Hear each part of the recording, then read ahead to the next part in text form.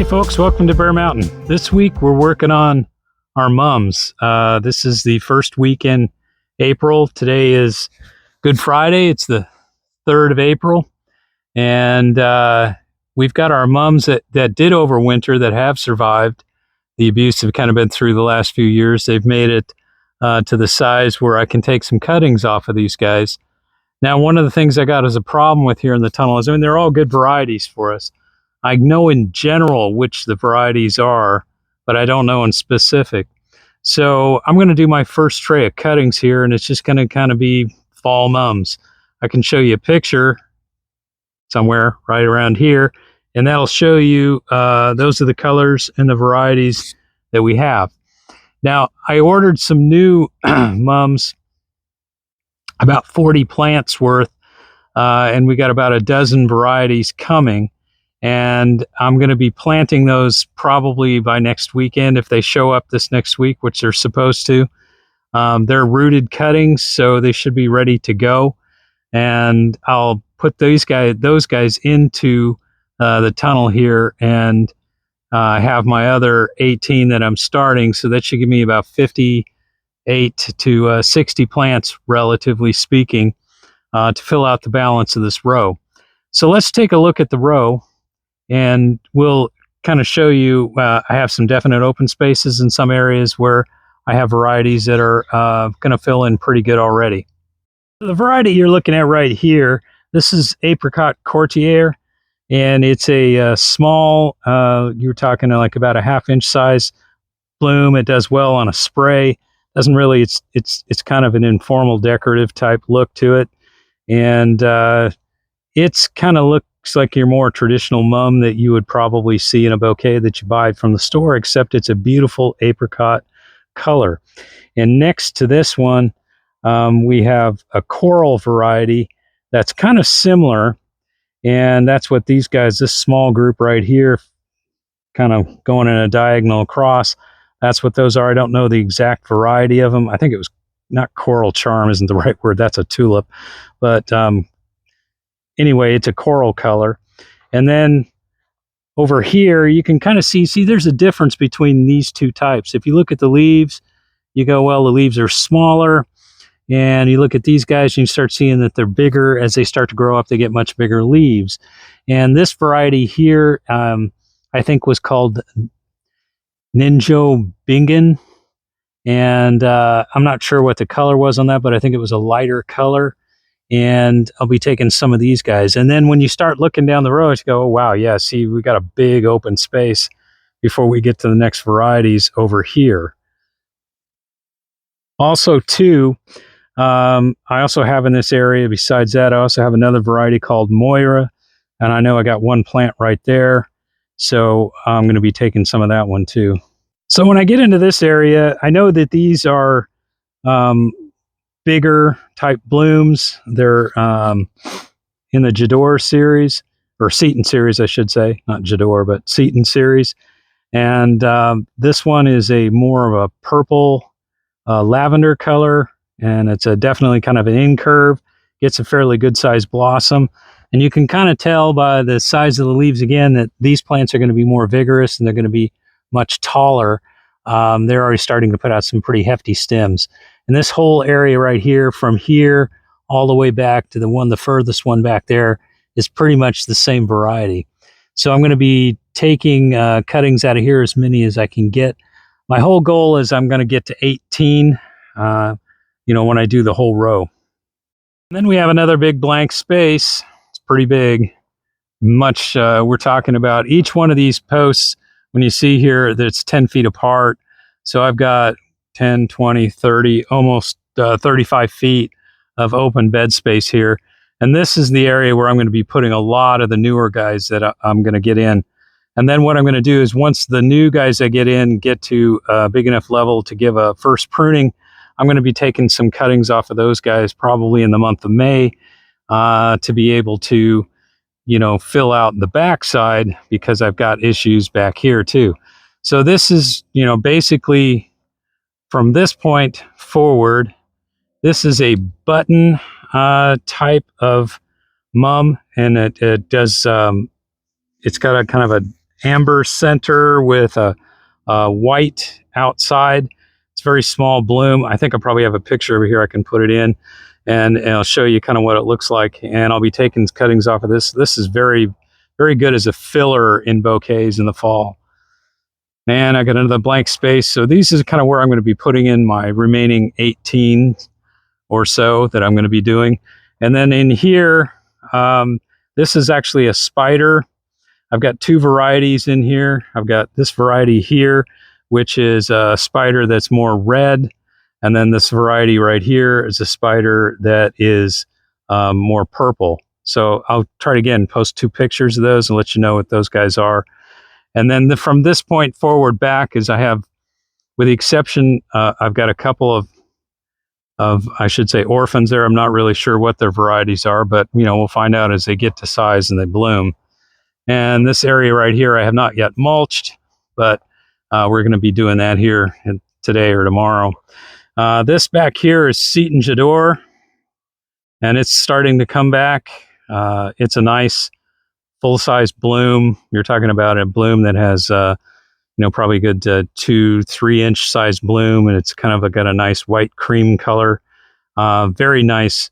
These guys, most of, with the exception of the spiders, our blooms will be starting usually in middle of October, and like Seton Jador will be one of the first ones, and then the spiders, will be the last. So what we're kind of doing is our bloom season for mums goes from, like I said, about the middle of October till about the first week or so in December, depending if a freeze shuts us down. If we're lucky and we get through with just a light freeze, which we have many times, we can get a nice full season. The spiders are usually blooming in early November, so they're usually 3 or 4 weeks later after our early first flush.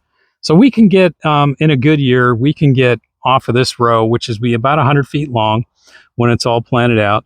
We should be able to get quite a few blooms that would be useful for bouquets. And we're going to, be netting these guys up, probably put the first layer net here once I get everything planted in May. Okay, so our next step is we're going to be doing the cuttings, and we're going to plant them in our tray that's up by the greenhouse. So let me just, kind of give you an idea how to cut, what to look for, and then we'll take those guys up and get them planted in the propagation tray. Okay, so what we're looking at here is, you can kind of see here's a nice stem. It's got an apical growth to it. I'm going to take this down to right here, which is like maybe the first set of leaves. Actually, I'll try to get to the first set of leaves, and I'll take that off. And what I'm looking for is something that isn't too woody and something that has, good leaves on it. Get rid of my piece of straw there. So we're looking for something that's got, really good leaves on it. It's got a nice growth. Okay, most of these, like the lower leaves, are going to get stripped off, and we're looking for nice new wood in terms of the actual stem that we're using to stick in the thing. And we want these guys to be about 2 to 3 inches long, because I'm going to strip these lower leaves off, and then I'll be planting them in the mix up to about here. And I'll also, on the outer leaves, cut them in half, because I want to conserve as much moisture in these guys as I can. So let's get the rest of them cut, and then we'll get up to the greenhouse. So let's start with kind of a basics here. Here you can see a typical cutting. We've got a lot of leaves on it. What we're going to do is we're going to be aggressive. We're going to strip off all these lower leaves. We're just going to pinch them off. I'm going to leave a little bit here on the top. I may take this one too, because I really don't want that many leaves left. I just want a nice small amount. I'm going to take my pruners, and I'm going to cut this right below a leaf node, right there. I cut it at an angle. I'm not using any rooting hormone, because honestly, mums root very, very easily, and it's just really not necessarily to have them. As though you can kind of see, what we're talking about is very few leaves at the top with a growth tip, and we got the, at least a good inch or better of the stem in the actual medium itself. Now, if you end up with something in a situation where there's too many leaves, meaning the leaves are big, that you can cut the leaves in half. I've done that before. And what you're trying to do is you're trying to slow down the plant from being desiccated. So if it has less leaf area, it's got a higher probability of conserving moisture. And that's what's really important at this time, is to be able to keep the cutting hydrated, and so that it can be able to form roots. They'll grow out of it pretty quickly. So even if you're saying, well, gee, I'm really busting this down to next to nothing, that just doesn't seem right, don't worry about it. It'll grow out of it. These guys are very aggressive in rooting, and they're quite aggressive in terms of, recovery. So these guys will be ready to plant in the ground probably by mid to late May. I'm guessing it's going to take them about 2 weeks to root, and another 2 weeks or so to get a pretty good root system on them. So these guys are going to stay in these pots. These pots are 4-inch pots. You can use smaller pots. I've done that before. And then when they start to form some roots, kind of pot them up. So like if I'm, trying to propagate a lot and, I get some failures, because it'll happen, for some reason the cutting won't root, or it just dies off. And, these things happen. There could be, it's not always 100%, nature's not 100% sometimes. And like I said, I'm not going to worry about labeling them. I know the varieties that I want. And what's more important is that I just get them started. I'm not going to let, since I'm not in the professional business anymore in terms of raising these for, either sale or, sale as plants or anything like that. I don't do anything like that anymore. Used to years ago. I have a nursery license, and we sold plants and things in the farmer's market, things like lily bulbs and that sort of thing. And we haven't had a nursery license for a number of years now, so everything we do here for propagation is for our own personal use. So let me get this wrapped up, and then we'll just kind of close things out. Okay, so we've got them all now in our tray. And by the way, it's important before you put these things in, do not put your cuttings into dry medium. Make sure that you've soaked your potting mix good. I don't use any kind of fertilizer in these things. You don't want to put fertilizer in the potting mix that you're going to be using. And you want to have enough large chunks, whether it's in the actual potting mix itself or adding perlite or some other thing, to kind of give good water drainage on it. Because the other thing you don't want to have is you don't want to have a situation where it stays sopping wet. It's wet enough to keep it hydrated, but not so wet that it would cause rots to be able to grow. Then the last thing we're going to do is we're just going to wet these guys down. I really don't care if I get a little water on the foliage. They're a little wilty because obviously, they've been picked off the plant. And it's just also a way too of around the plant itself. It's packing the soil by the moisture is packing it around where I put it in. So there's good contact with the soil itself. And that will take care of that part. They're going to wilt. So when you look at them and go, oh my gosh, they're wilting, they're dying. They'll look like that for probably the first 4 or 5 days. Some varieties snap out of it faster than others. Some of them don't really hardly wilt at all. So it's really, don't look at wilting as a way of saying that you failed, because it's not necessarily that at all. So the last thing I'm going to do is put a larger than normal humidity dome.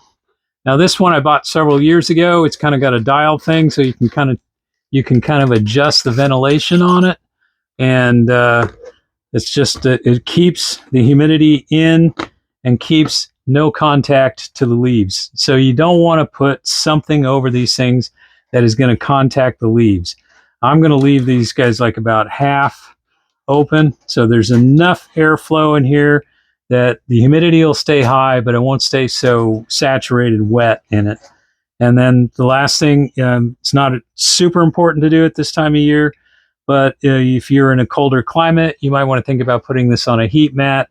And I'd set it roughly at about 75 degrees. If you need, it doesn't even really need to be that warm. I'd say 68 would probably do it. It's just a matter of keeping, the soil that's around the cutting from getting, cold and damp. Right now we are heading into some pretty warm weather, so I'm not going to bother running the heat mat on it. And that's it. Nothing more to it than this. The variety of this thing is called sunleaves.com is where we got it from. I think you can get it on Amazon. I'm not sure. It might be on our Amazon store. If it's not, I'll make sure I get it put on there. And if you guys would use that, that would be much appreciated because it kind of helps us out a bit. If not, that's the name of the company. And there's probably others out there, but this one I liked because it had the dial. You can adjust the humidity inside. So if it gets like too warm, too hot, but it's not so warm and hot that you can't have a dome on it because you're trying to keep the humidity in, kind of helps. All right, so that's it for this week. Just kind of showing you a nice thing you can do this time of year for plant propagation again. Wow, this is 2 weeks in a row I've done plant propagation. Last week it was hardwood cuttings. These are what you call softwood cuttings. So they're, you're not using old wood, you're using the new growth. And these guys should root, like I said, pretty fast. The key to it, again, is keeping your humidity up, but not so much that you create an environment in there where mildews and rots and stuff. And again, use really good soil that you can get a good drainage on. If it seems too heavy, add some perlite into it. You can use the bigger chunks of perlite that you can. If you don't have perlite and all you got is vermiculite, use something, or even coarse sand. If you had access to coarse sand, that would work too. There's lots of old time, publications and stuff that say they use coarse sand for propagation anyway. So think about it from that standpoint. Anyway, want to thank you for watching. And again, kind of easy to do, really save you a lot of money. This would be 18 plants, and I know now these things go for about $6 or $7 a piece. So, you start thinking about it, you go, well, I got $130 of mums right here. That's nice. And also, too, it helps you as some of your plants begin to age out. It happens. You lose them over the course of a winter. Sometimes, you can just take cuttings in the fall, too. And if you got a greenhouse, that you can keep them alive during the wintertime, that's also an option. So anyway, folks, I want to thank you for watching today. And as always, stay safe out there and happy Easter. We'll see you next week. Bye-bye.